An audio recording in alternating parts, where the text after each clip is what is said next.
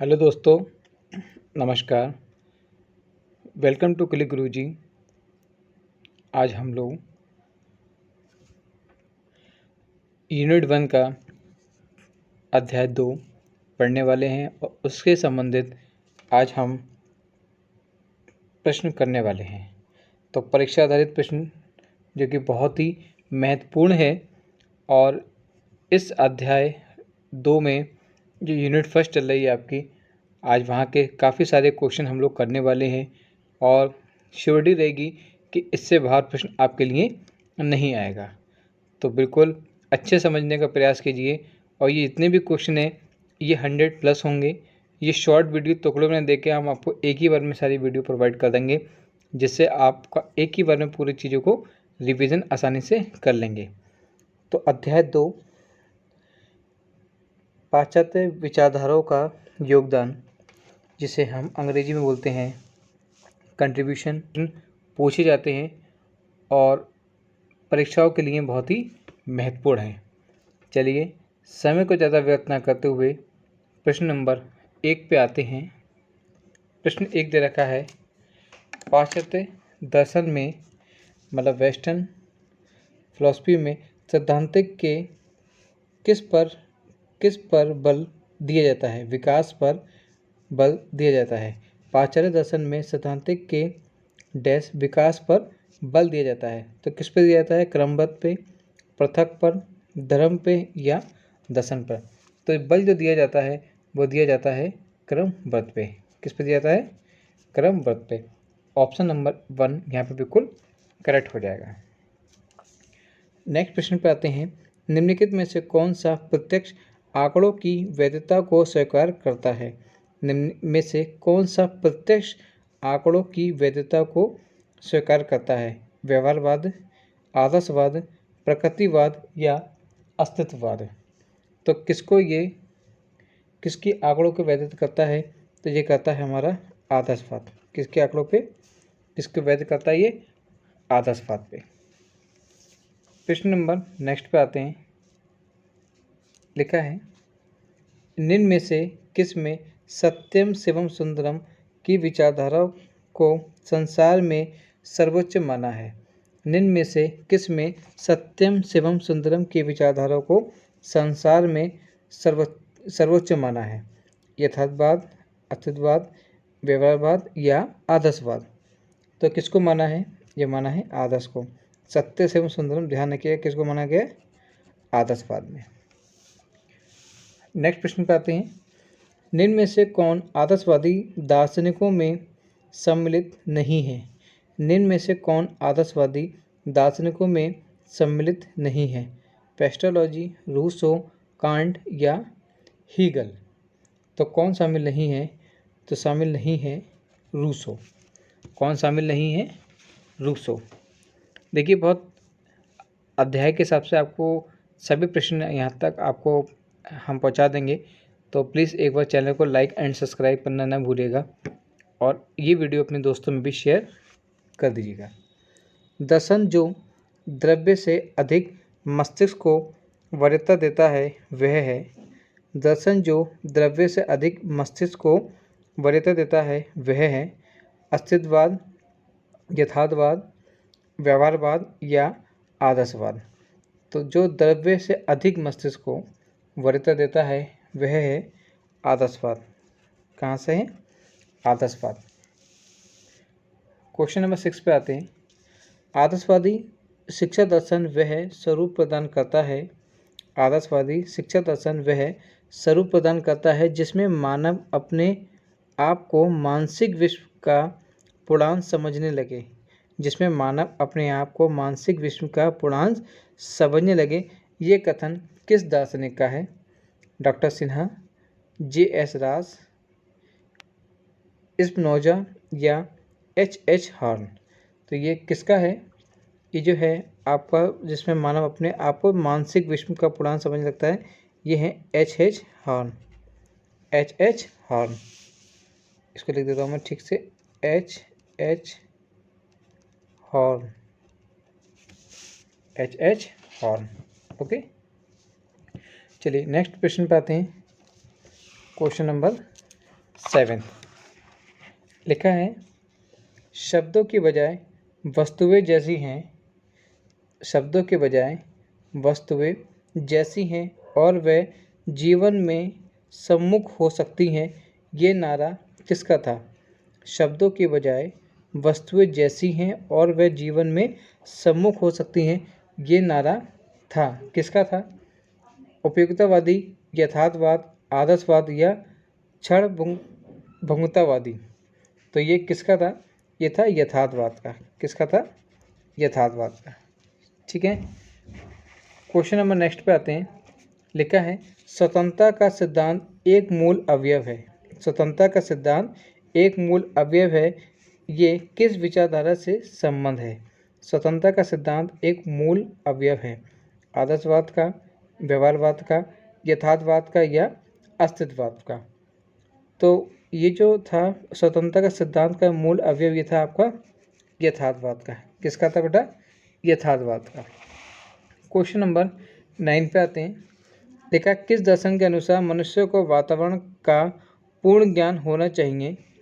किस दर्शन के अनुसार मनुष्य को वातावरण का पूर्ण ज्ञान होना चाहिए और साथ ही साथ उसे ये भी विविध होना चाहिए कि वह वातावरण को परिवर्तित कर सकता है अथवा नहीं, और इसी ज्ञान के अनुसार उसे कार्य करने चाहिए।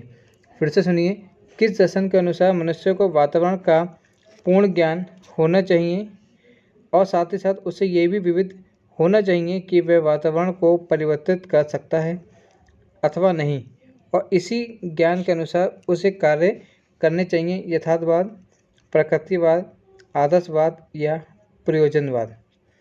तो किसको करना चाहिए? ये यथार्थवाद।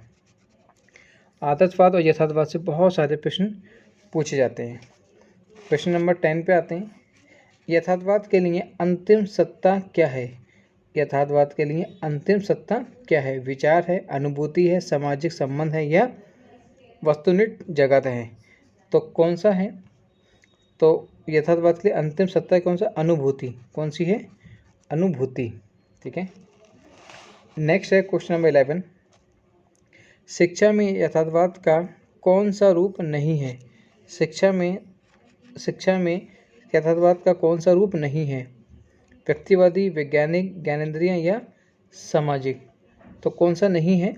व्यक्तिवादी। कोई पर्सनल इसमें से कोई मतलब उसका नहीं है, पर्सनालिटी से। Question number 12। मानवतावादी यथार्थवाद के समर्थक कौन है? मानवतावादी यथार्थवाद के समर्थक कौन है? Rousseau, Spencer and Butler, Rousseau, Spencer and Butler, Plato, Kant and Hegel, रेवले, इरस्मिल, मिल्टन, अरस्तु, प्लेटो एंड सुकरात? तो मानवतावादी यथार्थवाद के समर्थक कौन हैं? तो इनके जो समर्थक हैं वे हमारे रेलवे, इरस्मस एंड मिल्टन। शॉर्ट में लिख लिए रेलवे, इरस्मस एंड मिल्टन, REM। ठीक है, REM। मानवतावादी यथार्थवाद के समर्थक कौन थे? REM, मतलब railway, इरस्मस and Milton. Next question है, वैज्ञानिक यथार्थवादी विचारधाराओं को विकसित और उन्नत बनाने का श्रेय किसको जाता है? वैज्ञानिक यथार्थवादी विचारधाराओं को विकसित और उन्नत बनाने का श्रेय किसको जाना जाता है? John Dewey, Kilpatrick, Herbert Spencer या मूल कास्टर? तो ये जो श्रेय जाता है वह जाता है हर्बर्ट स्पेंसर को। किसको जाता है? हर्बर्ट स्पेंसर को। वैज्ञानिक यथार्थवादी विचारधारा को विकसित और उन्नत बनाने का श्रेय किसको जाता है? हर्बर्ट स्पेंसर को। नेक्स्ट क्वेश्चन की तरफ आते हैं हम लोग। Question number 14। यथार्थवाद ये मानता है कि जो कुछ हम प्रत्यक्ष में अनुभव करते हैं, यथार्थवाद ये मानता है कि जो कुछ हम प्रत्यक्ष में अनुभव करते हैं उसके पीछे और उससे मिलता जुलता वस्तुओं का एक यथार्थ जगत है।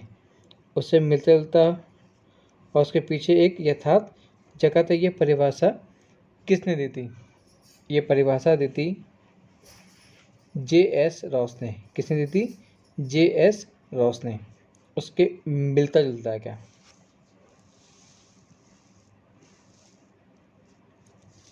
निम्नलिखित में से कौन सी शिक्षा प्रणाली वैज्ञानिक प्रगति को समर्थन देती है? निम्नलिखित में से कौन सी शिक्षा प्रणाली वैज्ञानिक प्रगति को समर्थन देती है? आदर्शवादी शिक्षा, यथार्थवादी शिक्षा, प्रकृतिवादी शिक्षा या ये सभी देती हैं? कौन सी शिक्षा प्रणाली वैज्ञानिक प्रगति का समर्थन देती है? तो जो देती है वो देती है यथार्थवादी शिक्षा। ठीक है, कौन सी देती है? यथार्थवादी, क्योंकि वैज्ञानिक की जितनी भी साइंटिफिक बात होती है वो बहुत ज़्यादा रियलिटी से रिलेटेड होती है, बहुत ज़्यादा रियल होती है। सिस्टम ऑफ स्टडीज सिसरो निज पुस्तक का लेखक कौन है? रेवले, इरस्पन्स, बटलर या C.V. गुड? तो इनके जो पुस्तक के लेखक थे वो कौन थे? इरस्मस। कौन थे? इरस्मस।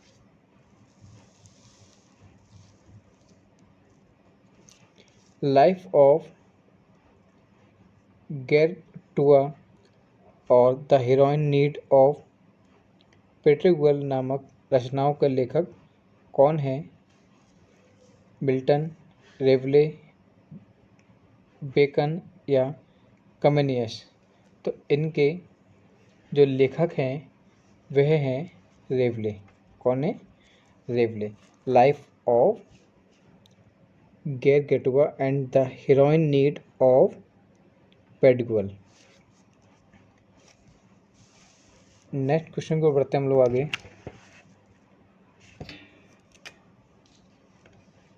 यथार्थवाद के अनुसार शिक्षा निम्नलिखित पर केंद्रित है।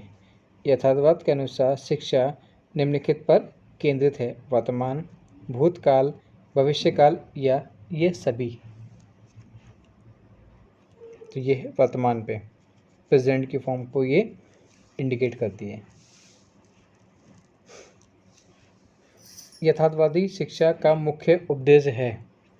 यथार्थवादी शिक्षा का मुख्य उपदेश है व्यवहारिक शिक्षा, वास्तविक जीवन की तैयारी, आध्यात्मिक शिक्षा, मानसिक शिक्षा।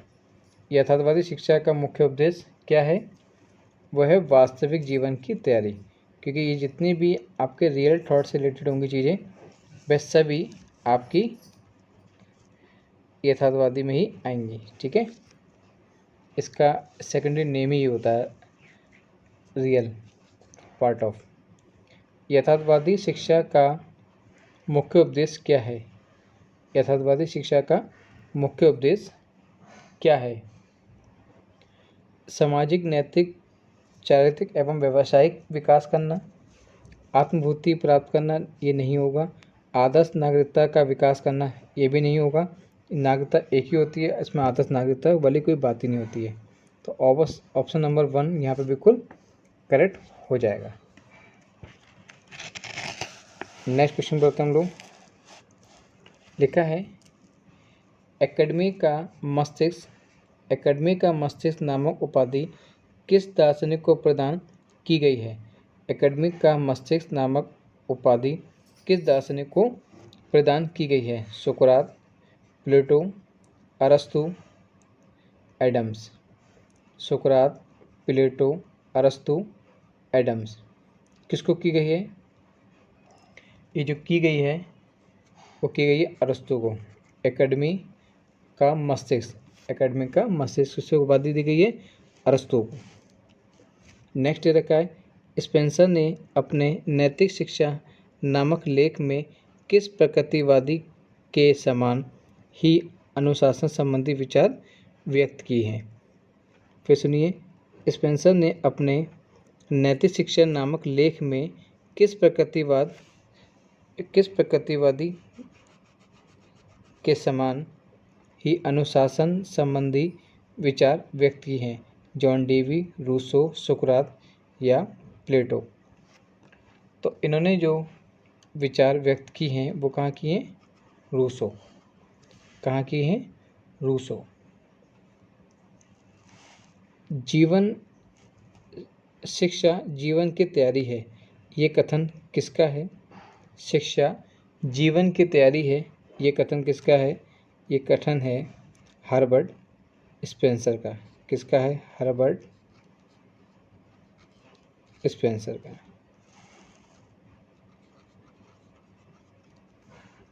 हर्बर्ट स्पेंसर का जीवन शिक्षा जीवन की तैयारी है।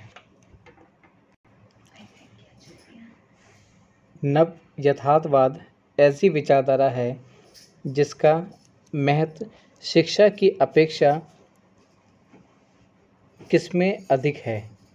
दर्शन और विज्ञान, विज्ञान और साहित्य, इतिहास और भूगोल, शिक्षा एवं विज्ञान। ये प्रश्न बहुत ज़्यादा कंफ्यूज कर देते हैं, तो कंफ्यूज नहीं होंगे। आपको सिंपल सा ध्यान रखना है इसमें दर्शन और विज्ञान, क्योंकि दर्शन का और विज्ञान का बहुत ज़्यादा एक मेल है। किसमें? खासकर यथार्थवाद में। किसमें है? यथार्थवाद में। और लिखा नव यथार्थवाद, तो मतलब जो न्यू, जो भी नया, आधुनिक और मॉडर्न की बात चल रही है। नेक्स्ट प्रश्न पे आते हैं। एक आधुनिक भारतीय शिक्षाशास्त्री को एक आधुनिक भारतीय शिक्षाशास्त्री जो अत्यंत प्रकृतिवादी था, वह था स्वामी विवेकानंद, रविंद्रनाथ टैगोर, श्री अरविंद, जे कृष्णमूर्ति।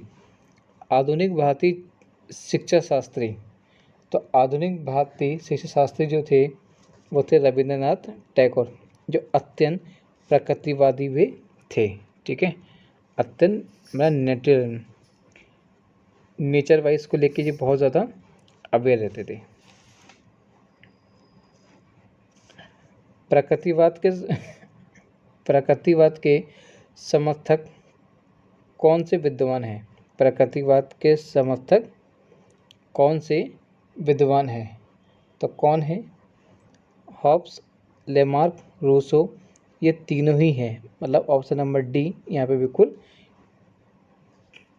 ठीक हो जाएगा। हॉब्स भी है, लेमार्क भी है और रूसो भी हैं। प्रकृतिवाद के नेचर्स को भी बहुत ज़्यादा इम्पोर्टेंस देते थे। नेक्स्ट है आपका क्वेश्चन नंबर 27। सत्य की कसौटी समानता जो है वह किससे है? सत्य की कसौटी अस्तित्ववाद से है, आदर्शवाद से है, प्रकृतिवाद से है या मार्क्सवाद से है? तो सत्य की कसौटी मतलब जो भी बात सत्य होगी, सत्य कब होगा? जब नेचर बिल्कुल प्रकृतिवाद होगा, मतलब बिल्कुल नेचुरल होगा चीज़ें। जब नेचुरल चीज़ होंगी तभी सत्य की बात करी जाएगी। प्रकृतिवाद तत्वमीमांसा, ये क्वेश्चन पहले ही पूछा गया, फिर से रिपीट होगा। प्रकृतिवाद तत्वमीमांसा का वह रूप है जो प्रकृति को पूर्ण यथार्थ मानता है, अर्थात ये पराप्रकृतिक या दूसरे जगत को अपने क्षेत्र से बाहर रखता है। ये कथन किसका है? प्रकृतिवाद तत्वमीमांसा, ध्यान रखना। रूसो का है, हर्बर्ट स्पेंसर का है, हॉकिंग का है या बेकन का है? तो ये जो है आपका जगत के अपने क्षेत्र से बाहर रखता है। तो बाहर मतलब कहाँ? हांगकांग पहुंचा दिया। कहाँ पहुंचा दिया? हांगकांग पहुंचा दिया। अगर बाहर रख रहा है तो ध्यान रखना कैसे? हॉकिंग। ओके, नेक्स्ट क्वेश्चन पे आते हैं। प्रकृतिवाद का कौन सा रूप नहीं है? प्रकृतिवाद का कौन सा रूप नहीं है? यंत्रवादी, पदार्थवादी, जैविक, प्रायोगिक। प्रकृतिवाद का कौन सा रूप नहीं है? जब नहीं है वाली बात होती है तो ध्यान रखना कि उसमें बाकी सब ऑप्शन भी आपको अच्छे से पता होने चाहिए। तो प्रकृतिवाद का कौन सा रूप नहीं है? यंत्रवादी है, पदार्थवादी है, जैविक भी है, बट प्रायोगिक नहीं है। प्रायोगिक नहीं है। नेचर कभी भी कोई चीज़ प्रयोग नहीं करता है, वो बिल्कुल सिंपल और स्पष्ट बात रखता है। प्रकृतिवाद में विश्वास रखने वाला शिक्षक क्या करेगा? प्रकृतिवाद में विश्वास रखने वाला शिक्षक क्या करेगा? अपने छात्रों को उन्मुक्त क्रियाकलापों की अनुमति देना, उच्चतर मूल्यों को विकसित करने की हिदायत देना, ज्ञानेंद्रियों को विकसित करने वाले अनुभवों के प्रति उद्भाषित करना, निर्धारित पाठ्य को पढ़ाने से पहले छात्रों के परिपक्व होने की प्रतीक्षा करना। तो निर्धारित पाठ को पढ़ाने से पहले छात्रों के परिपक्व होने की प्रतीक्षा करना, मतलब कहने का ये है कि जब भी आप किसी चीज़ को पढ़ाते हो या आप डिसाइड करते हो, लेसन कोई प्लान बनाते हो, तो उससे पहले काफ़ी चीज़ें हम जो स्टूडेंट्स होता है उनसे हम काफ़ी चीज़ें पूछते हैं, काफ़ी चीज़ों को डिस्कस करते हैं, ताकि उन्हीं से बातों बातों में हम लोग टॉपिक को निकाल लेते हैं कि हमें पढ़ाना क्या है। जैसे कि आपने माइक्रो टीचिंग या मैक्रो टीचिंग में अक्सर ऐसा किया होगा। नेक्स्ट प्रश्न पे आते हैं। प्रकृतिवाद सर्वप्रथम किसे मानता है? प्रकृतिवाद सर्वप्रथम किसे मानता है? मानव को, प्रकृति को, ईश्वर को या समाज को? तो अच्छे से पता है प्रकृतिवाद सबसे पहले किसको मानेगा? प्रकृति को मानेगा। किसको मानेगा? प्रकृति को मानेगा। नेक्स्ट प्रश्न दे रखा है, रूसो प्रकृतिवाद को प्रोत्साहन देने वाले विचारक थे। रूसो प्रकृतिवाद को प्रोत्साहन देने वाले विचारक थे, अतः इन्हें प्रकृतिवाद ही माना जाता है क्योंकि उन्हें प्रकृति को महत्व दिया, क्योंकि उन्होंने प्रकृति को महत्व दिया, समाज को संपूर्ण दोषों की जड़ माना, प्रकृति ही जीवन की सत्ता है, या उपरोक्त सभी। तो रूसो प्रकृतिवाद को प्रोत्साहित देने वाले विचारक थे, अतः उन्हें प्रकृतिवाद ही माना जाता है क्योंकि प्रकृतिवाद को महत्व दिया, यह बिल्कुल सही है। समाज को संपूर्ण दोषों की जड़ माना है, बिल्कुल सही बात है। प्रकृति ही जीवन की सत्ता है, ये बात भी बिल्कुल सही है। तो ऑप्शन नंबर डी यहाँ पर बिल्कुल करेक्ट हो जाएगा, क्योंकि ये तीनों ही बातें यहाँ पे इसको सेटिस्फाई कर रही हैं। नेक्स्ट प्रश्न पे आते हैं। लिखा है, प्रकृतिवाद शिक्षा में निम्नलिखित में से किस पर जोर देता है? प्रकृतिवाद शिक्षा में निम्नलिखित में से किस पर जोर देता है? दर्शन पर, मनोविज्ञान पर, अर्थशास्त्र पर या समाजशास्त्र पर? तो आपको अच्छे से पता है कि ये किस पे जोर देगा। ये देगा किस पे? दर्शन पे, फिलॉसफी पे। नेक्स्ट, प्रकृतिवाद किसे महत्व देता है? प्रकृतिवाद किसे महत्व देता है? भौतिक जगत को, आध्यात्मिक जगत को, आध्यात्मिक और भौतिक दोनों को, या उपरोक्त में से कोई नहीं। प्रकृतिवाद किसे महत्व देता है? भौतिक जगत को, आध्यात्मिक जगत को, आध्यात्मिक और भौतिक दोनों को, या इनमें से किसी को नहीं। तो ये जो देता है, ये देता है आपको भौतिक जगत को। ठीक है, किसको देता है? भौतिक जगत को। तो ध्यान रखिएगा, आध्यात्मिक से इसका कोई मतलब नहीं होता है। नेक्स्ट, निम्नलिखित में से कौन प्रकृतिवादी है? निम्नलिखित में से कौन प्रकृतिवादी है? अरस्तु, रूसो, प्लेटो या फ्रोवेल? तो कौन है इसमें प्रकृतिवादी? तो प्रकृतिवादी के ध्यान रखना, कौन है? फ्रोवेल। कौन है? फ्रोवेल इसके प्रकृतिवादी हैं।